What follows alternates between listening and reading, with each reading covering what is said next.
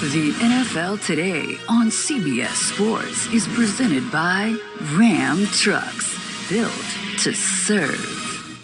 And welcome back to the NFL Today. And now Amazon takes you out to the sights and sounds of the game between the Jaguars and the Titans. So let's join our announcers, Andrew Catalan, James Lofton, and AJ Ross.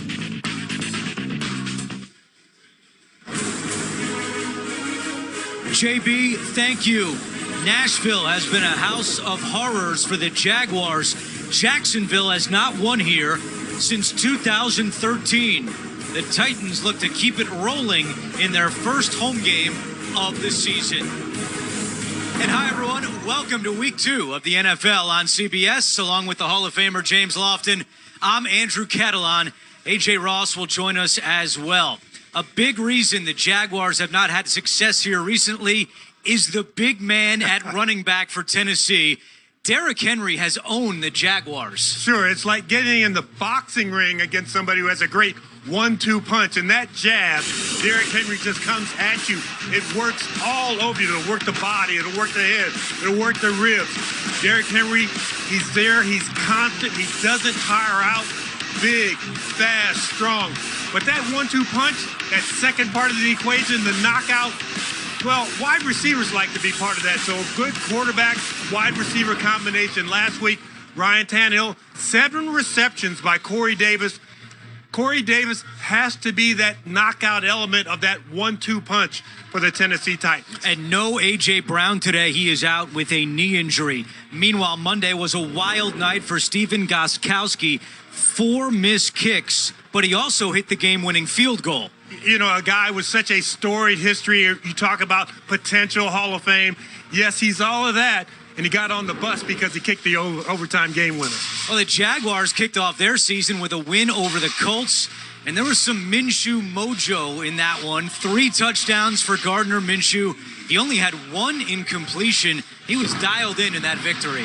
Those are some easy films to watch in the quarterback room. When you go 19 out of 20, that's pretty good. But Gardner Minshew will tell you, he took 3 sacks on 3rd downs. He doesn't want to do that. He doesn't want to kill drives against the Tennessee Titans. You want to remain on the field and keep their offense off the field.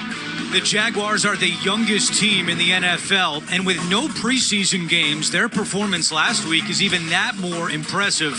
Right at the top of the list, James, is first-round pick C.J. Henderson. Sometimes when you're young, you don't know what you don't know. C.J. Henderson got to know Phillip Rivers a little bit, batted away a couple of balls, had an interception. Today, the dirty work happens when he has to come up and tackle Derrick Henry. Time now for Do Project Smarter. It is presented by the Home Depot. Well, the ultimate Allen wrench would have to be Jadeveon Clowney, because you can move him over the tackle, you can move him over the guard, you can line him up over the center, and he creates a problem everywhere he lines up. James Robinson, on the other hand, nobody knew what to expect from this young man.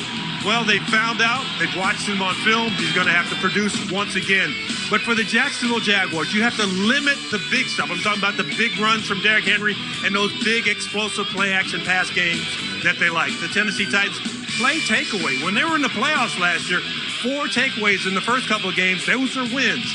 0 against the Kansas City Chiefs. They were even in turnovers. The last time Tennessee started 2-0 was 12 years ago. It's an early season battle in the AFC South.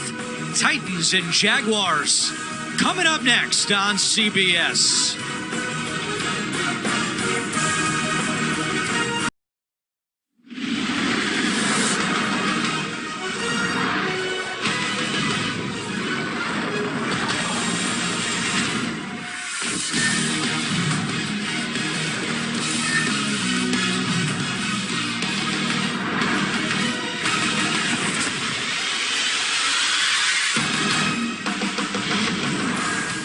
Moments away from the Jaguars and Titans squaring off here in Week 2. It's one of 5 games today, with both teams coming in with 1-0 records. Kickoff coming up next on CBS.